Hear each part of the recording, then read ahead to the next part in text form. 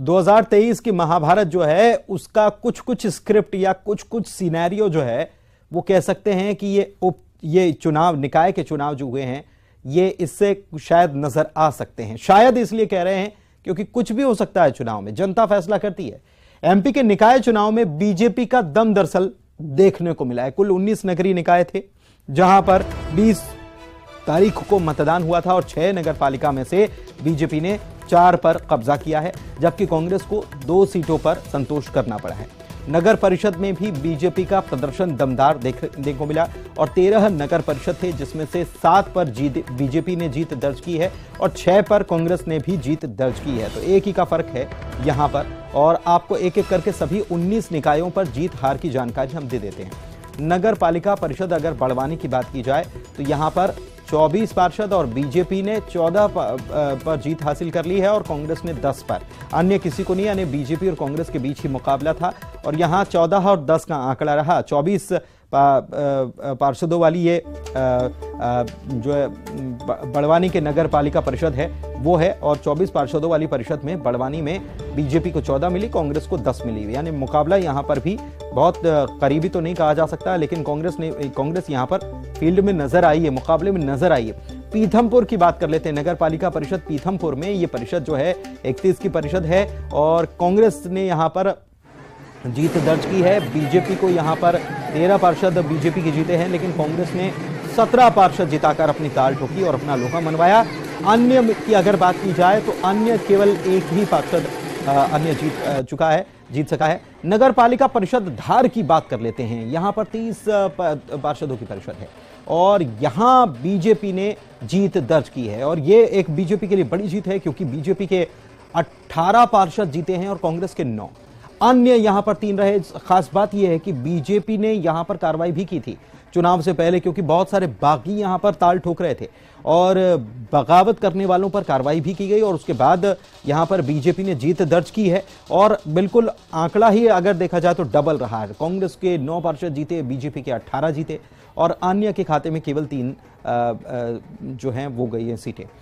नगर पालिका परिषद राकोगढ़ और विजयपुर की हम बात करें तो यहां पर कांग्रेस का ही ये गढ़ माना जाता है। 24 की परिषद है और यहां बीजेपी के 8 जीते और यहां जैसे धार में दोगुना था वैसे ही यहां पर भी दोगुना हो गया। कांग्रेस ने 16 पर जीत हासिल की और यहां पर कांग्रेस का जब से ये परिषद है तब से ही कांग्रेस की परिषद रही है यहां पर और कांग्रेस का दबदबा यहां पर बरकरार रहा है, पंजा यहां पर हमेशा छाया रहा है।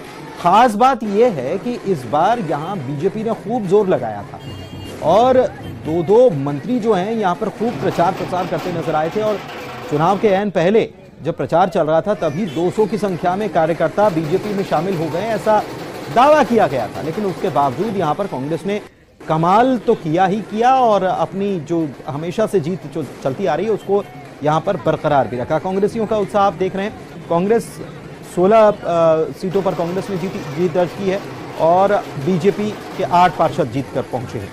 नगर पालिका परिषद मनावर की हम बात कर लें तो यहां पर 15 की परिषद है और इसमें बीजेपी 9 पर जीती, कांग्रेस 6 पर जीती है, तो बीजेपी का कब्जा यहां पर हो गया।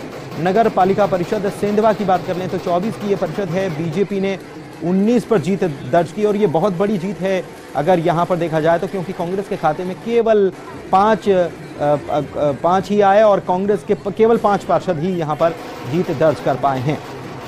इसके अलावा नगर परिषद राजगढ़ की अगर हम बात कर लें तो यहां पर 15 है और कांग्रेस यहां पर अच्छी खासी जीत दर्ज कर पाई क्योंकि कांग्रेस के 9 पार्षद जीते, बीजेपी के 6 पार्षद जीते हैं।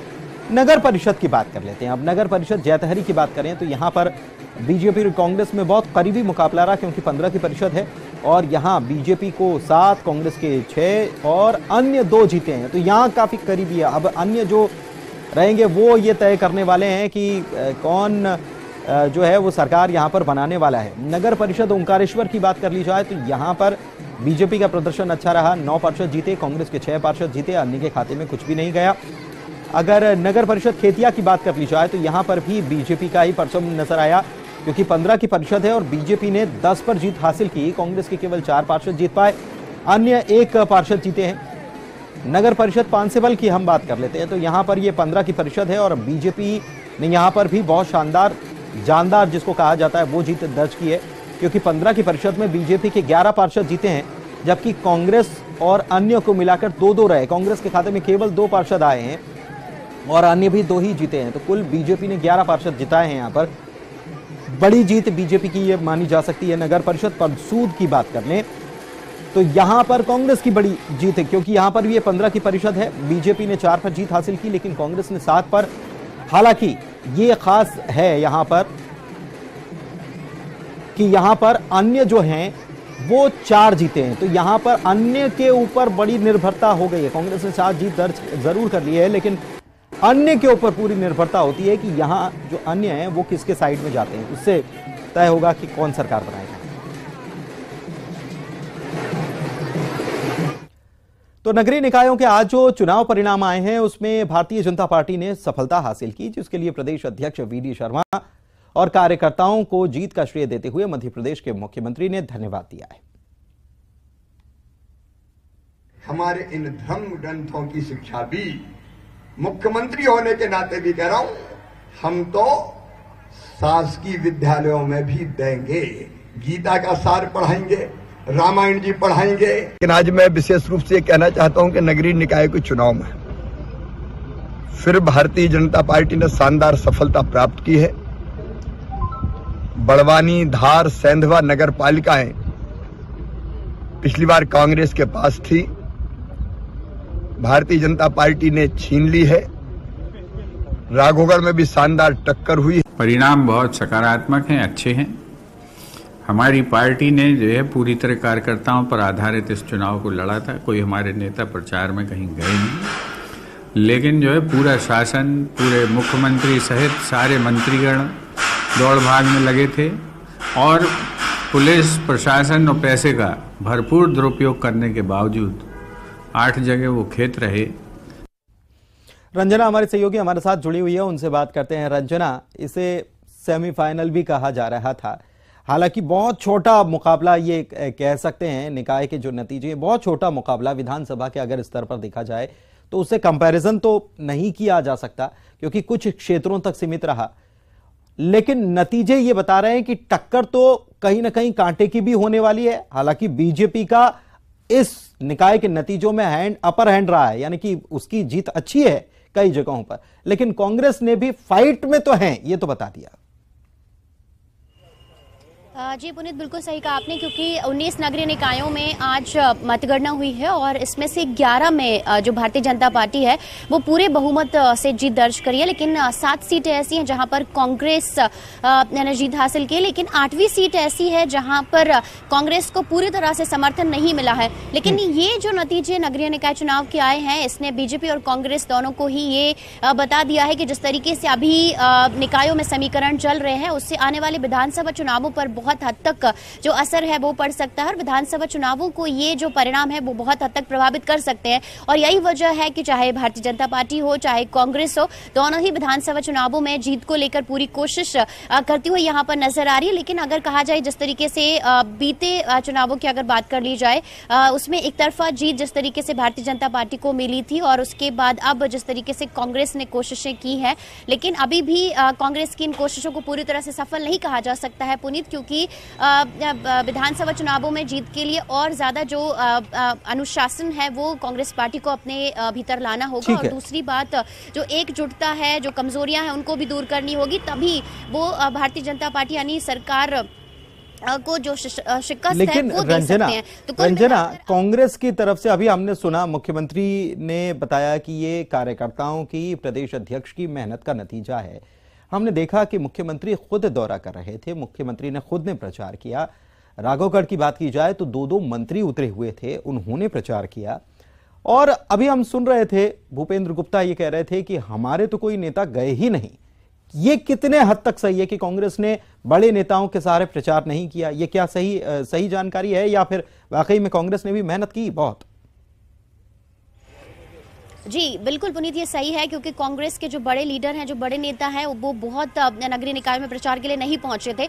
ऐसे में कार्यकर्ताओं की जो मेहनत जमीनी स्तर पर वो जरूर रंग लाई है, लेकिन बहुत हद तक अगर कहा जाए तो अभी कांग्रेस को और ज्यादा जो मेहनत है वो करनी होगी और अपनी जो कमजोरियां हैं उनको दूर करने की जो जरूरत है कांग्रेस को है। क्योंकि भारतीय जनता पार्टी में जिस तरीके से अनुशासन है और जिस तरीके की एकजुटता है, उस हद तक अभी कांग्रेस पार्टी को अपने अंदर लाना होगा। लेकिन अभी जिस तरीके से कांग्रेस पार्टी ने जमीनी स्तर पर काम किया है, उसने भारतीय जनता पार्टी की जो चिंता है वो थोड़ी सी जरूर बढ़ा दी है। हालांकि भारतीय जनता पार्टी जरूर, जो भाजपा प्रदेश अध्यक्ष वो दावा कर रहे हैं कि इसी तरह से विधानसभा चुनावों में भी हमको जीत मिलेगी, और कांग्रेस पार्टी जिस तरीके से सपने देख रही है जीत को लेकर, उसके सपने पूरे नहीं होंगे। लेकिन यहाँ पर से बयानबाजी से काम नहीं चलेगा। ठीक है, बयानबाजी से काम नहीं चलेगा। रंजना, मैं ये आपसे समझना चाह रहा हूं कि कांग्रेस की तरफ से ये कहा जा रहा है कि भाई हमारे बड़े नेताओं ने तो मेहनत ही नहीं की, तो क्या वो इस चुनाव को चुनाव नहीं मान रहे थे, या उनका कोई एक्सपेरिमेंट इसके पीछे चल रहा था कि कार्यकर्ता कितना दम दिखा देते हैं, ये हम एक बार देख लेते हैं।